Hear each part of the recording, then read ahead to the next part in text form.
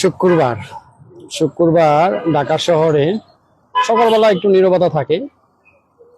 বিকাল হওয়ার পর যে একটা জমজমাট থাকে রাস্তাঘাট, অল্লি গল্লি, মাঠ, বিভিন্ন পার্ক এলাকায়। বন্ধের দিন তো সবাই একটু চায় ঘোরাফেরা করতে। কেউ কাজে যায়, কেউ ঘুরতে যায়, কেউ দেশের বাড়িতে যায়, কেউ আত্মীয় স্বজনের বাসায় ঘুরতে যায়। হ্যাঁ, এই অবস্থা আর কি। যার কারণে বিকালের পর থেকে শুক্রবার রাস্তাঘাটে দেখা গেছে অনেক গাড়ি ঘোড়া চলাচল করে রাতের 10টা 12টা 1টা পর্যন্ত। এই হলো ঢাকা শহরের পরিস্থিতি। এটা একটা ব্রিজ।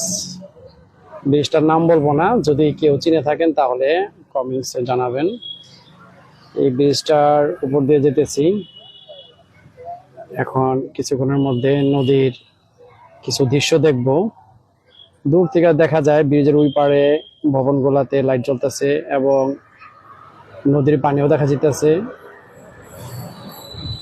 আসলে সন্ধ্যার পরে রাত্রেবেলা ব্রিজের উপরে মানে দাঁড়িয়ে থাকলে দূর দূরান্ত থেকে লাইটগুলা, অনেক লঞ্চ যায়, নৌকা যায়, ট্রলার যায় এবং প্রচন্ড বাতাস, খুবই ভালো লাগে।